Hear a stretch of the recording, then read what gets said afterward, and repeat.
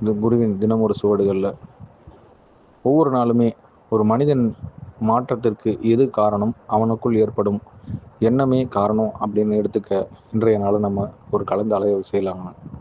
யாருக்கெல்லாம் மறுபரிசீலனை செய்யணும்னு ஆசைப்படுறாங்களோ அவர்கள் எல்லோருமே எதனை நோக்கி பயணிக்கும் பொழுது அவர்கள் எண்ணத்தில் அவர்கள் வெற்றி அடைகிறார்களோ, அவர்கள் எண்ணம் அவர்கள் வெற்றியின் பாதையில் இருந்தும் சரி, அவர்களுடைய முன்னேற்றத்திற்கு, அதாவது வாழ்க்கை என்ற ஒவ்வொரு விஷயத்திலையும் அவங்களுடைய போராட்டத்தில் அவர்கள் ஜெயித்து காட்டுதலையும் அவர்கள் உணர்வே அவர்களுக்கு முக்கியமான சான்றாக இருக்குங்க. மற்ற காரணங்கள்லாம் அப்போ அவங்களுக்கான காரணத்திலிருந்து மாறுபட்டு காட்ட எது காரணமாக இருக்கிறதுங்கிறதுக்கு அவரவரின் எண்ணத்திற்குள் அவர்கள் எதையும் தூண்டுதல் இன்றி அதிலிருந்து மாறுபட்ட கருத்திற்குள் வெளிப்படாது அப்படியே மூழ்கிவிட்டார்கள் எனில் அவர்கள் எண்ணமே அவர்களுக்கு ஒரு தடையாக இருந்து அவ்விடத்திலேயே அவர்கள் தன்னை முழுமைப்படுத்தி கொள்ளவும் முழுமை அடையாது இருக்கவும் அவர்களையே உச்சிதமாய் உருவாக்கி கொள்கிறார்கள். இப்போ இந்த சான்றுகள்லாம் எதற்காக சொல்லப்படுது, ஏன் சொல்லப்படுதுங்கிறதுக்கு ஒரு சிறு வார்த்தையோ இல்லை ஒரு கதையோ கூட சொல்லாங்க. ஒரு மனிதன் நீண்ட நாள் பயணிக்க வேண்டும்னு நடைப்பயணமாக பயணிச்சாராங்க.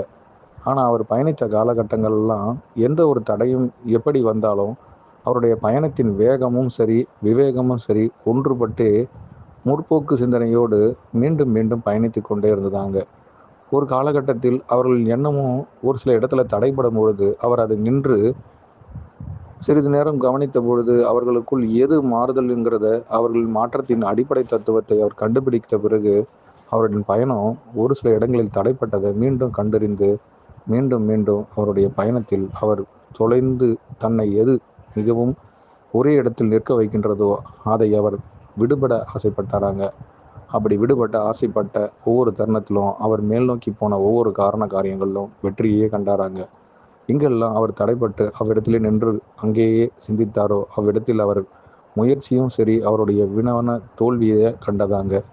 ஒவ்வொரு காலகட்டத்திலும் ஒரு மனிதன் தன்னை நோக்கி வரும் ஒவ்வொரு காரண காரியங்களிலிருந்தும் தொடர்ந்து பயணித்து கொண்டிருக்கும் அவனுடைய செயல்பாடுகள் எதை நோக்கி பயணிக்கின்றது என்பதற்குள் அவன் அதனை கடந்து சென்றால் அவன் மிகவும் தன்னை கடக்கும் மிகப்பெரிய கடவுளாகவும் மாறுறாங்க. அனைவருக்கும் குருவே சரணம், குருவடி சரணம், திருவடி போற்றிங்க.